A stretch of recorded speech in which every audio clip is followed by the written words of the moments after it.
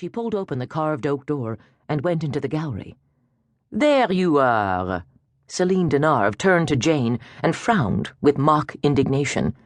"I thought I was going to have to send the bloodhounds after you. Marie and I have been slaving with the preparations to make this exhibit the finest I've ever given for any artist, and you go strolling off as if it has no importance. It's an insult." Jane grinned. "You know that you would have whisked me out of here if I'd offered to stay and help." Celine was reacting with her usual sense of Gallic drama, and it always amused Jane. High drama was so far removed from her own practical character. She had flashes of intensity and recklessness, and that might be why she and Celine had so quickly become friends.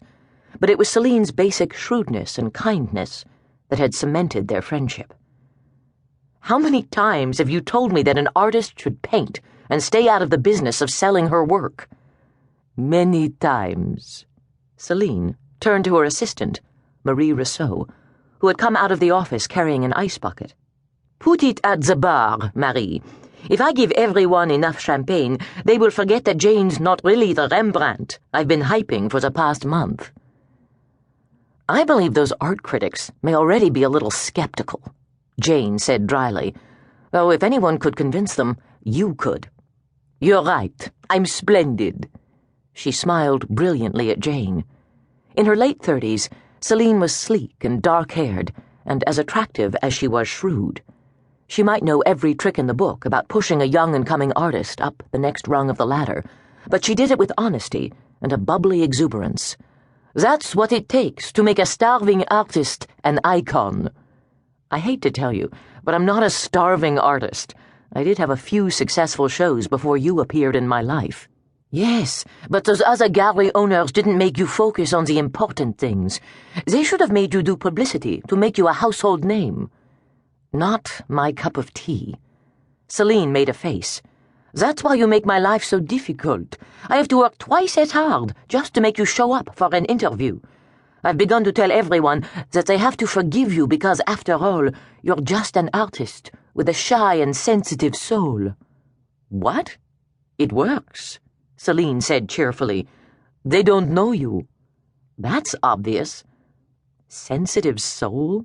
she thought with amusement. She couldn't think of any term that would be less applicable. She hoped she was kind and caring and could see beneath the surface, but she was neither fragile nor temperamental. She was only a street kid who had been lucky enough to have been born with a certain talent and the drive to make that talent come alive. She smiled as she thought about what Joe Quinn would have said about her sensitive soul.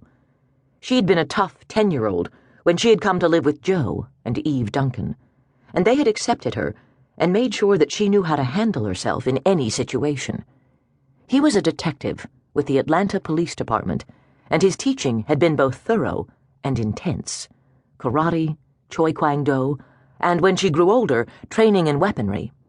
Those lessons had forged a bond that had helped draw them closer, and it was her very good fortune that she hadn't been a prissy kid who would have forced Joe to treat her delicately. No, he would have laughed himself silly at anyone thinking she was overly sensitive.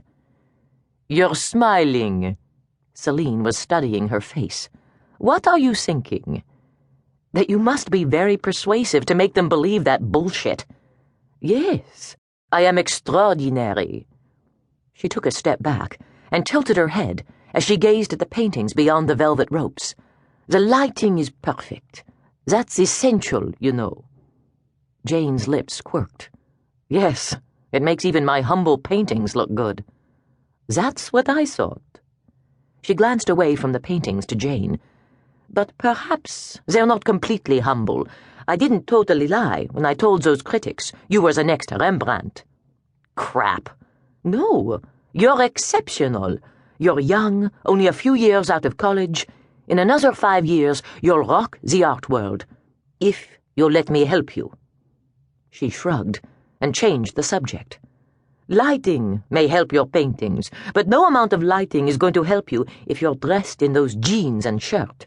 Not here in Paris. Hurry, go upstairs and change. The first guests should be here in 45 minutes. "I'll be ready." Jane headed for the elevator. Celine maintained an apartment above her gallery.